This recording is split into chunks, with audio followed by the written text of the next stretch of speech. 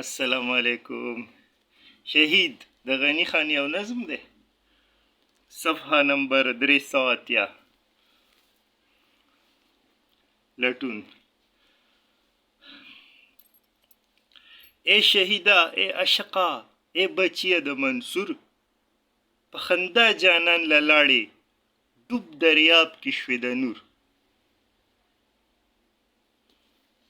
دی باندې وضاحت کو د دې نظم.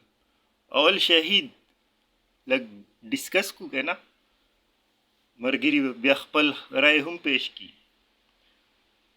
شهید په هر قوم، هر مذهب، هر دور، هر ملک کې نومې بدلی، لکه په انګلیش کې ورته مارټر وای او هندی کې ورته هم سټکی وای.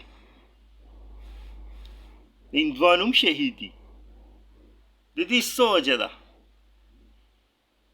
د دې یو مقصد پکار دی. دا تصور ولې په دې د شهید دا تصور چې دا یو عظیم انسان دی، دا ولې په دنیا کې دی؟ د دې وجه دا ده که نه، زما په نیز چې ژوند لایف ډېر خوږ څیز دی، ډېر قیمتي، او د انسان ډېر خوښ دی د خپل ژوند دپاره دی هر څه کوي، خو هم دا ژوند د یو مقصد دپاره قربانول دا عظمت شو. مثال سقراط، څوک وایي د فلسفې شهید څوک دی؟ زمونږ ورته وایي سقراط، ځکه هغه فلسفه پیش کړه، د هغې په وجه هغه عدالت ته بوتلی شو. عدالت ورته ته دومره ووایه چې زه معافي غواړم، هغه وایي زه د ټیک خبرې معافي نه غواړم، ما څه غلطه خبره خو نه ده کړې. بارې زهر پیاله بس کې هغه اسکم. د شپې ورته شاګردانو دروازه کوله وکړه وتښته. هغه ورته شاګردانو تاسو ته ما ټول عمر ویلي چې د خپل ملک د قانون به قدر کوئ، اوس د هغې ملک قانون ما ته یوه سزا ورولې ده او زه هغه قانون مات کم وتښتم. په دې وجه هغه خپل ژوند د یو عظیم مقصد دپاره قربان کو. جس دج سے کوئی مقتل میں گیا وہ شان سلامت رہتی ہے. فیض احمد فیض. دغه شان امریت چې څوک خوښوي، ډیکټیټرشپ، فوجي شان حکومت، نو د هغوی شهید به څوک وي؟ جولیس سیزر، د روم یو عظیم جرنیل چې کوم روم متحد کو او سرحدونه یې ورله هغه د جرمني او د روس پورې ورسول او ټول وحشیان او باربیرینز یې ختم کړل، باغیان یې ختم کړل، او چې راغی د خلکو ډېر خوښ و، خلکو د بادشاهي کو ځان، نو جمهوریانو په سینټ کې مړ کو، خپلو ملګرو، خپلو دوستانو د وړوکوالي په خنجر وو مړې کو، نو هغه د امریت شهید شو. دغه شان یو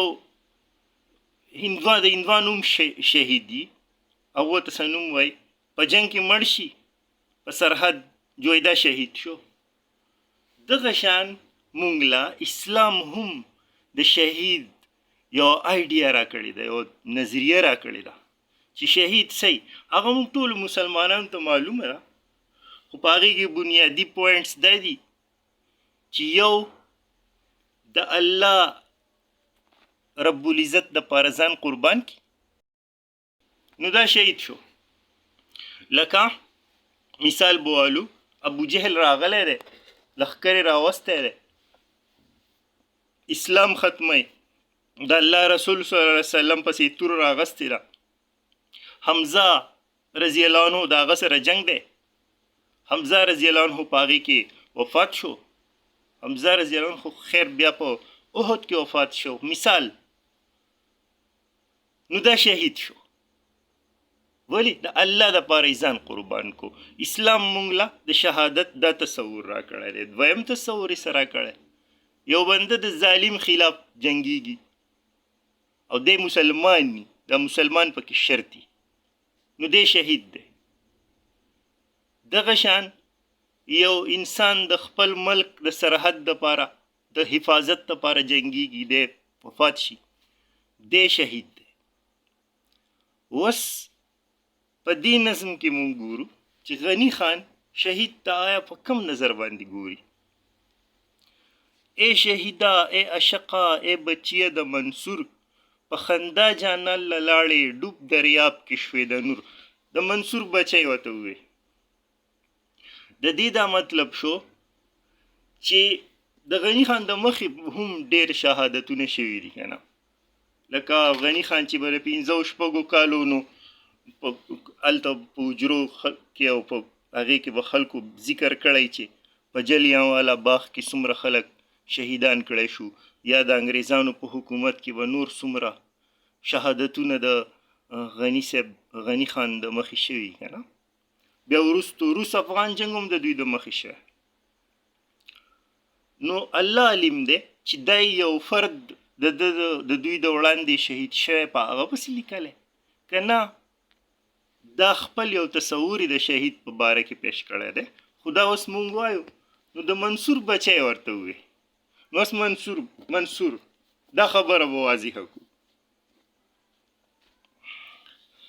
شهید عشق، د عشق شهید دی په عشق کې شهید شوی دی. د قسم مونږ ته معلومه ده، ما پسې مضامین هم درج کړي دي په ګروپ کې چې د الله د عشق دعوا وکړه او د هغې نه د هغې وخت علماو د ربوبیت دعوا وګڼله او دی در ته وخېجه او اول یې زر کوړی و ایکسکیوز می بیا یې مړ کو پانسي کو. نو دی عشق اوس دی د چا عشق دی چې غني خان شهید ته د منصور بچی ووی او اول ورته هم وایي ای شهیده ای عشقه، او بیا ورته وایي د منصور بچیه. نو منصور هم عشق دی، خو منصور د چا عشق دی؟ دا چې اوس مونږ ته پته ولګي نو مونږ ته پته ولګي چې غني خان عشق چاته وایي. صحیح؟ دا خو عربي ده. ذاک العلیم بما لاقیت من دنف وفي مشیئت موتی و احیائی. الله عز وجل ذات بابرکات علیم دی. ذاک العلیم دا هغه ذات علیم دی او هغه د دې خبرې نه صحیح واقف دی چې زما زړه د هغه په محبت کې څومره غمونه اوچت کړي دي. ها د دې باوجود چې هغه زما د ژوند او د مرګ مالک دی. منصور اقرار محبت وکړو. الله رب العزت منصور د الله عشق دی، په هغې عشق کې هغه شهید شوی دی. په دې وجه غني خان هم عشق د الله عشق ته ووی او د منصور بچی ورته ووی که نه.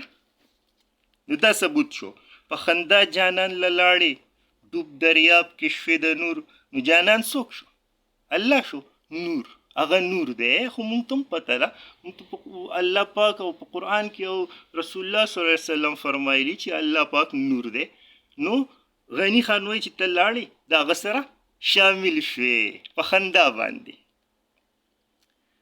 نادانان در پسې جاړي، ماشومان درته مجنون وای، لیونی درته پسخیږي. ای ایرې د کوهي تور دا وګوره. نادانان خبر نه دي د حقیقت نه که نه.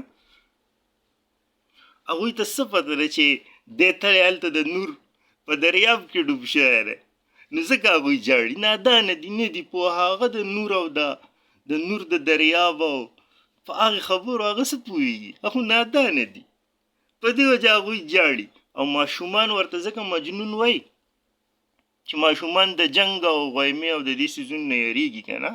نو هغه ده ته حیران وي چې دی څنګه لاړو او دونه جنګ یې وکړو، دا خو لیونی و چې ځان یې مړ کړو که نه. نو ځکه ورته او لیوني درته پسخېږي. نو لیوني څوک دي؟ نو که زه اوس ووایم چې د غني خان په نیز باندې لیوني د الله پاک عشقان دي، نو د دې خبرې بس څه ثبوت وي چې غني خان لیونی د الله پاک عشق ته وایي. گفتار د لیونو کې هم گنجون هم ماران. د دې ثبوت به دی د غني خان بل نظم منصور یو لیونی و. مطلب دا شو چې لیونی د الله عاشق ته وایي. ځکه منصوری دی بچیه د منصور، دلته منصور ته هم عاشق وي او منصور ته لیونی هم وي. نو د دې مطلب دا شو چې غنی خان لیونی د الله پاک عاشق ته وایي. دا هغه د میت څخه یوه فارموله ده که نه، هغه د ډیډکشن ورته وایي که څه ورته وایي. نو هغه بیا د صادق راله لیونی درته پس خیږي ایرې د کوهي تور. دومره عظیم مثال. لیونی د الله پاک عاشقانو ته ټول پس خیږي وایي. سړی لاړ مزې وکړې، د نور په دریاب کې ډوب شو.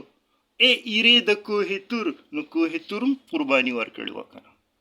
کوهي تور خو اول ایره نه وه، کوهي تور خو د کاڼو غرو. موسی علیه السلام الله پاک ته ما ته ځان وښیه، الله پاک ورته ته مې نشي لیدی، خو کوهي تور له به تجلي ورکم. نو کوهي تور قرباني ورکړه، هغه وسوځېدو، ایره شو، لکه څنګه چې دا شهید د الله پاک دپاره دی قربان شو. لیونی درته پس خیږي ایرې د کوهي تور. ننګیالیا سر دې ورکو د یار خپو کې دې لوګی کو. اوس یې ګوره مسکی سترګې ښکلې ډکې د غرور. نو مطلب یې دا دی چې ته ځان قربان کو د هغه دپاره، نو ستا مزې شوې، تا ته وصال حاصل شو. اوس ځه دیدار کوه. غرور د هغه یو شان دی که نه، د هغه نه یو نوم دی، د هغه متکبر. اوس ځه مزې کوه، هلته ګوره دیدار کوه، سر دې پې قربان کو. ما راوړي تاله نه دي د سرو ګلو امیلونه، د جنت بلبلان څه کوي د دنیا د باغ ګلونه. چېرته قبر له راغلی دی، څه کړي دي غني خان راغلی دی، یا یې مطلب کور له راغلی دی یا یې قبر له راغلی، خو ورته وایي چې لکه ګلونه مې تال نه دي راوړي. ځکه چې په دې قبر کې چې دی دلته چې کوم شهید هغه باړي پرته ده، هغه خو د خاورې دي که نه، هغه خو د دې سره تعلق دی. او شهید مونږ ته په قرآن کې ویلی شوي دي چې دا ژوندي دي، او رسول الله صلی الله علیه وسلم راته په حدیث کې ویلي دي چې دا د جنت مرغۍ دي. نو بلبلان دي هلته، دوی ټوله ورځ دوی په هلته په جنت کې سیلونه وکړي او بیا راشي په عرش کې د دوی دپاره خپل ځایونه یې دوی په هغې کې ناستي. داسې یو حدیث شریف ما لیدلی دی. نور زه سالم نه یم، خو لکه دا خبرې مې د نظر نه تېرې شوي دي. نو غني خان هم دا لیدلی دي که نه، هغه هم د دې معاشرې انسان دی. څنګه چې ما دا خبرې اورېدلي، دغه شان غني خان هم اورېدلی دي. په دې وجه غني خان شهید د جنت هغه بلبله ګڼي، کومه چې زه ګڼم، کومه چې تاسو ټول زمونږ چې څوم مسلمانان وروڼه دي هغوی مني چې شهیدان به هلته مرغۍ یي که نه. په حدیث کې ورته داسې ویلی شوي دي. نو یې ما راوړي تاله نه دي د سرو ګلو امیلونه، د جنت بلبلان څه کوي د دنیا د باغ ګلونه. تا کړي خپلې سترګې خاورې چې زما پیشي روښانه، تا قصه زما د درد بره یوړه تر اسمانه. اوس پته ولګېده دا شهید دی د خپل رور، د خپل قام، د خپل قبیلې، د خپل ملک، د هغوی په حفاظت کې دی شهید شوی دی. تا کړې خپلې سترګې خاورې چې زما پیشي روښانه، تا قصه زما د درد بره یوړه تر اسمانه. نو خود د درد قصه یې بره ویوړه. ټول انسانان د نور د دریاب نه جدا دي، د ټولو انسانانو درد یو دی. کل غمونه د واحد غمه پیدا دي، مشترکه د زمونږ المیه. د غني خان د درد قصه هم د ځان سره بره ویوړه. هغه به هلته د نور دریاب ته ویلي چې ستا نور عاشقان هم ستا په جدایۍ کې هلته په درد کې دي. ستا د وینې څاڅکې چې تا توی کړو د ارمانه، ما ته سرې ډیوې بلیږي په کوڅه کې د جانان. ځکه چې غني خان له یې رڼا ورکړه، غني خان له یې لارې ورته وښوه، د هغه د وینو څاڅکي د غني خان دپاره ډیوې شوې، د رڼا سبب شو، د پوهې سبب شو، د زده کړې سبب شو، د قربانۍ ورکولو چل یې زده کړو په کوڅه کې د جانان. نو خود مطلب د الله پاک لار ورته رڼا کوي. د دنیا تاجونه زار شه ستا د بخت ستا د شانه د لیلا په زنګون پروت یې د مجنون سیرې ګریوانه دنیا تاجونه او تختونه او بخت دا ستا د بخت نه ځکه زار شه چې تا حقیقت وموندو او دا د دنیا د تاجونه او دا چې دي دا فانی دي ستا د بخت ستا د شان او د لیلا په زنګون پروت یې د مجنون سیرې ګریوانه نو لیلا او مجنون خو استعاري دي که نه لیلا د معشوق دپاره او مجنون د عشق دپاره سیرې ګریوان چونکې مجنون ډیر په لیلا پسې کړېدل او په دشتو صحراګانو کې به ګرځېدو ګریوان به یې سیرې نو یو سیمبل دی د هغې عشق کم چې په خپل معشوق پسې لیوالی نو دا هم دا شهید هم د خپل رب یو عشقو چې اوس دی شهید شو نو دی لاړو هلته لکه مجنون ته چې د لیلا سره وصال حاصل شي دغه شان دی عشق ته هم د خپل معشوق سره وصال حاصل شو ما راوړي تاله نه دي د رامبیلو امیلونه د جنت بلبلان څه کوي د دنیا د باغ ګلونه هغه خبره بیا راله رامبیلو امیلونه چونکې د دې دنیا دي او هغه د دې دلته دي افاني دي او دی چې دی لا فاني شوی دی دی جنت ته تللی دی دی هلته یوه مرغۍ ده نو په دې څه کوي یو بهترین نظم بهترین اسلامی فکر کم چې مونږ ته زمونږ رب د شهید هغه مرتبه او مقام او د هغه د شهادت هغه سبب ښوولی په هغې پوره نو نور علما پوهېږي او که څوک علما ملګري د شهید په باره کې نور څه ویل غواړي نو بالکل خو ډېر بهترین او ډېر متاثر کن نظم دی الله پاک دې زمونږ د اتل دی په خپل نور کې د ځان سره شامل وساتي الله پاک دې ورله اوچت مقام او مرتبه هلته ورکړي جي آمین جي والسلام